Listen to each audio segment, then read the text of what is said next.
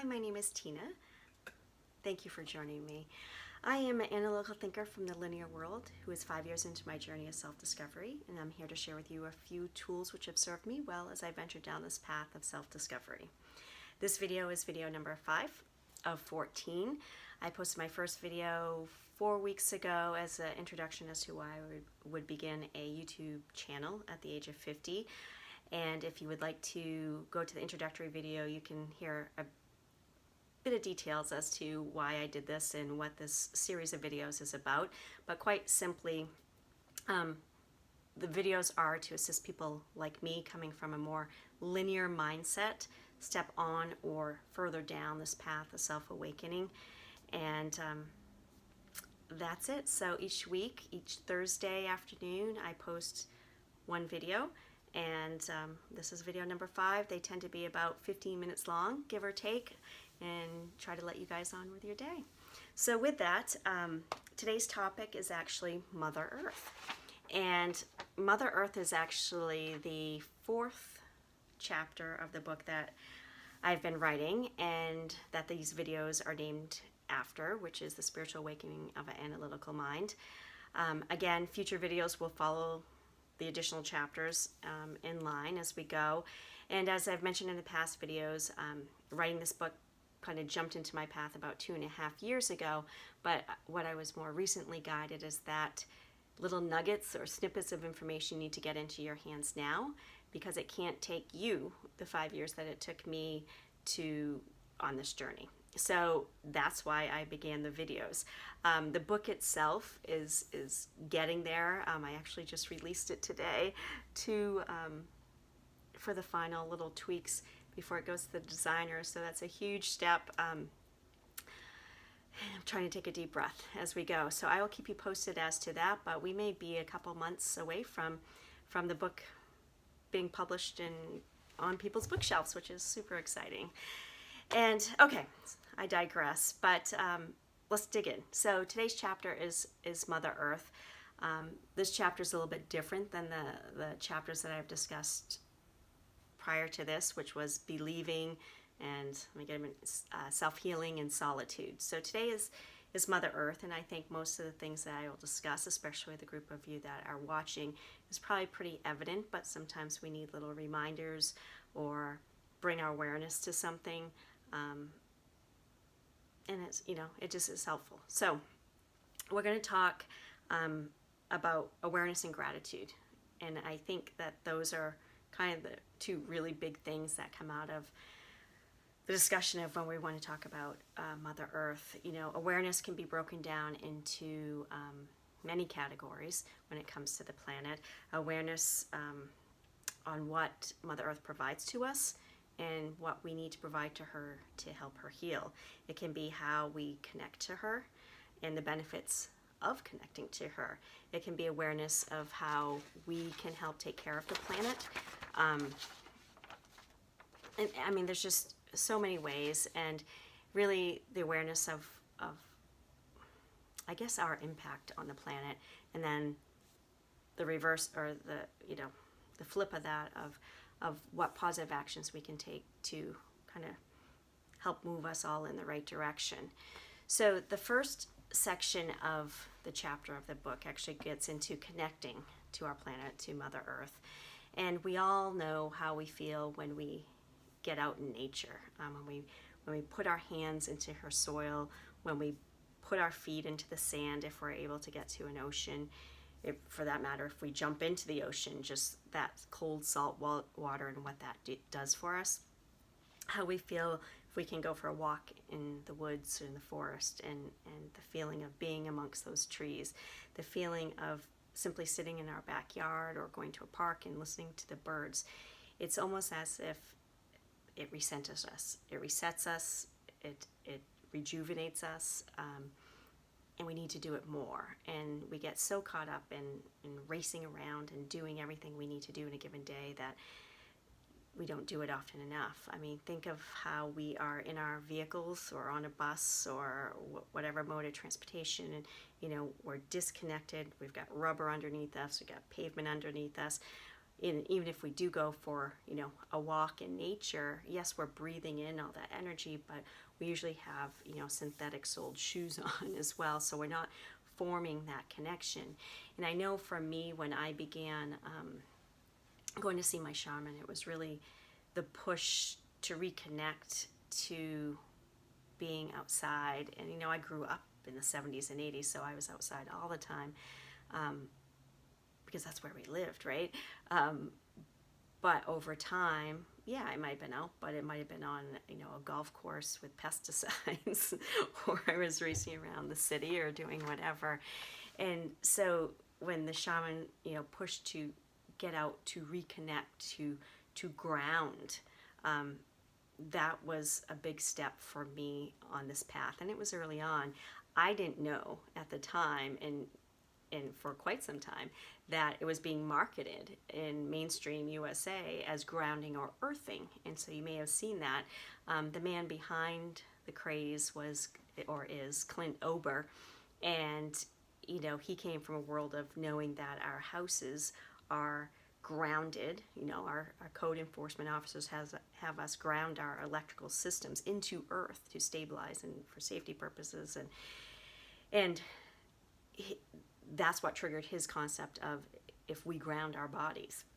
And so he, pulled different, doctors or scientists into this to try to help prove it. So you can go on. I'm not going to get into a lot of it here, but you can go online and pull up Clint Ober and earthing, and you can find, his book, Earthing, and there's a video that this husband and wife duo put together on earthing and interviewing Clint and having interviewing other people who have had positive effects of grounding, how it's changed the inflammation in their bodies and therefore the disease that they were having, and then along with some scientific studies. And you can actually go online and pull up some studies to help support it. But once again, how I heard about it, grounding, was get outside and ground, because it will reconnect you to nature.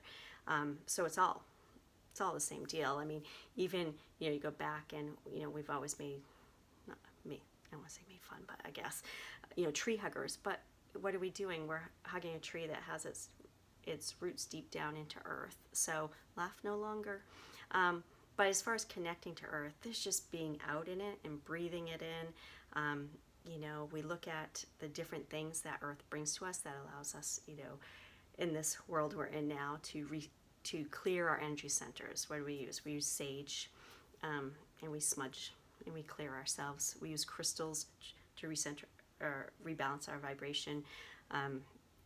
Medicinal herbs, the ancient plants are coming back, and people are really pulling that knowledge back out and using those things. So there's so many ways for us to connect to this planet, and it's amazing. I just simply suggest getting outside. If possible, take your shoes off, watch where you step if you're in a park or something, and connect as much as you can.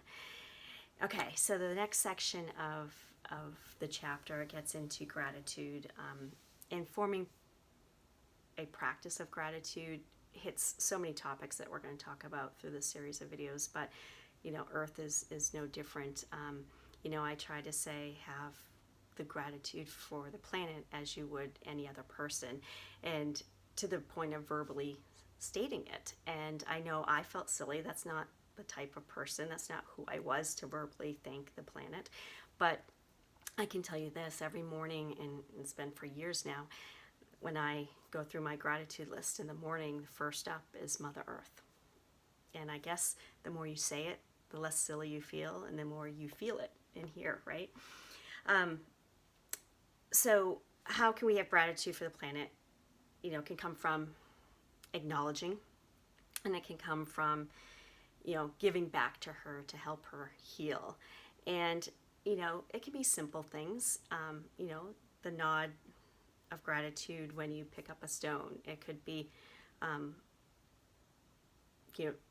or leave the stone there, right? That gets into a whole other thing.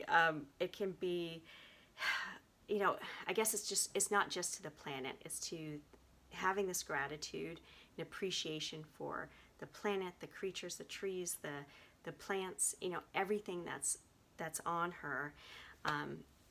So a couple nice ways to give back. One is, I guess I just touched on it, and I'll dig into that, is that, we sometimes we go into, say, I don't know, a field, and we see this beautiful flower, and we think, oh, it's so pretty, I think I want it, and we pick it. Now we've taken that away from there, or the rock, or the whatever else we may see out in nature. And maybe we start considering that they're such beautiful, and we can have an appreciation in that moment, and then we let them be for the next people to see them. So just a thought, but always have gratitude for each of those things. That was a total sidetrack, by the way. So during the pandemic, many of us, me included in my family, started gardens. I guess we had a little bit, but not to this extent. We built the boxes and did all that kind of good stuff. And that's a great way to connect to not only connect to the planet, but then to have gratitude for it. Think what we're doing when we're having or starting that garden. We are, getting our hands in the soil. We're creating this beautiful project for our household, be it a family or, whoever you live with. We're seeing these go from seed to plant to feeding our household, knowing where that food is sourced from, right? Hopefully reducing pesticides because you're doing it naturally, reducing the transport needed to get that food to us, and it just tastes so much better, right? And then let's take it another step. Maybe you end up composting your fruits and vegetables and in your leaves from when you're raking up or doing whatever, and that's now feeding and fueling those plants, which is great, and also reducing the what you're putting in the transfer station for food waste as well. I love my compost. Don't get me started. I have pictures of my compost. I love it so much. So anyway, that's just one example. There's so many things and ways we can give back. Planting trees is another great one, and is easy. And it's really about forming that connection to Mother Earth, having gratitude for our planet, for everything on the planet, and getting out in nature and appreciating all that she is. How am I doing on time? 12 minutes. All right, the final section we'll touch on is awareness of our impact. And I won't get into all the details I get into in the book, but I think we all know there's always more to be done, right? Probably most of you watching this video are already doing great things, and we think we're doing a good job, but there's always room for us to step forward. And the low-hanging fruit items that I'm sure all of you are doing are getting rid of the bottles and using your reusable water bottle. There's eliminating as best as possible the single-use products. There's buying locally when we can. All those things are pretty easy to incorporate into our lives, and if everybody did that, what a great thing that would be, right? So we do those things, and then we keep stepping forward and learning what the next thing or the next little push we can do for our household to make the improvements. And as a general population, my thought is that having an awareness of our impact is a great first step, and also thinking twice. If we all just thought twice each time we went to purchase something, it makes us stop a little bit more. Thinking twice about the clothes we think we need, that cute little stuffed animal that we want to buy for somebody, it can't get donated. It goes to the landfill afterwards. As much as we love it and we love the reaction when somebody receives it, we need to start thinking twice about all those things, about the product packaging that things come in, the food that we consume, what's left in the wake of it getting from wherever it came from to us. And it's just awareness and thinking twice about all these things. Because if we take our household and multiply it out by the millions of other households, taking just these little steps forward, multiplied by the millions, can make a huge difference. So awareness and thinking twice. As I mentioned, I touch on more in the book, but you guys get the point. There's so much out there, and there's a plethora of information out there on the internet. If you look at reducing your carbon footprint or anything like that, there's sheets that kind of give you more nuggets where you can step forward with that stuff. And some of these environmental impact concerns impact another creature on this planet, and that is us. If we look at the monoculture, the harvest aids and all that stuff, and what happens to the food that we then consume, we need to be a little concerned. It's having some long-lasting impacts on our health. So many, many, many, many far-reaching and not so far-reaching things that we need to be aware of. And it's really time for all of us to kind of own our responsibility in this and have awareness and think twice. So we wrap up. 15 minutes, darn it. My advice to you is to get out in nature as often as you can. There are so many benefits in doing so. What also forms a more personal connection to the planet. And when we have a more personal connection to things, it opens our awareness. And when we open our awareness,